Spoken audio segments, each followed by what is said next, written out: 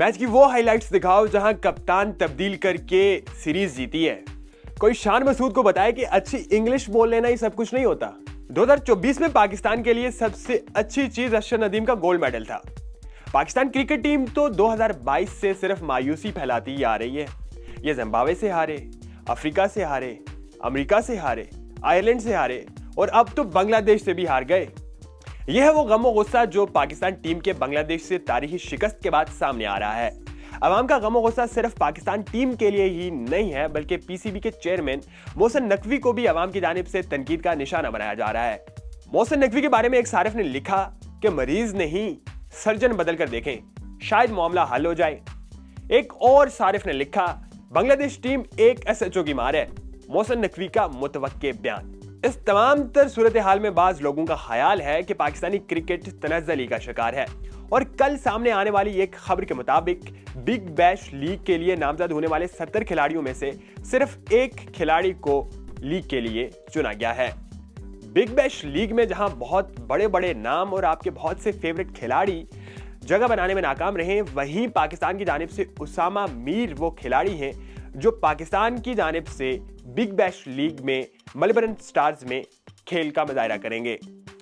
Urdu news ने जब BBL में पाकिस्तानी खिलाड़ियों की ज्यादा तादाद में शिरकत ना होने की वजूहात जानने के लिए सहाफियों से राब्ता किया तो खेलों के मुतालिक उमूर पर दस्तरस रखने वाले सहाफी और तज्जियाकार फैजान लखानी ने बात करते हुए कहा कि पाकिस्तानी खिलाड़ियों की ज्यादा तादाद में शिरकत ना होने की वजूहात में तजुर्बे या टैलेंट की कमी का मसला नहीं है, बल्कि खिलाड़ियों की दस्तयाबी का मसला है।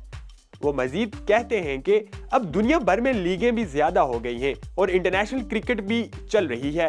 बिग बैश जिन तारीखों में मुनक्कद होगी, इन तारीखों में पाकिस्तान की इंटरनेशनल कमिटमेंट है।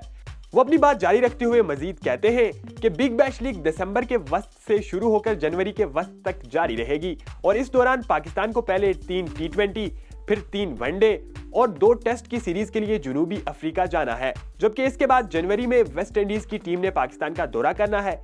इन मैचेस की वजह से पाकिस्तान क्रिकेट टीम के अहम खिलाड़ी बिग बैश के लिए दस्तयाब नहीं थे। निजी न्यूज चैनल से वाबस्ता स्पोर्ट्स एंकर हसनैन लियाकत इस बारे में कहते हैं कि लीग्स में शिरकत करने के लिए खिलाड़ियों को इजाजतनामे ही नहीं मिलते, जबकि क्रिकेट टैलेंट के बारे में बात करते हुए हसनैन लियाकत का कहना था कि पाकिस्तान में टैलेंट की कमी नहीं है। पाकिस्तान में बेशुमार टैलेंट मौजूद है, लेकिन टैलेंट को पॉलिश करना होता है। बिग बैश लीग में खिलाड़ियों की शिरकत के हवाले से बातचीत करते हुए हसनैन लियाकत ने बताया कि बिग बैश लीग में गैर मुल्की खिलाड़ियों को ज्यादा तादाद में खिलाने का रवाज ही नहीं है।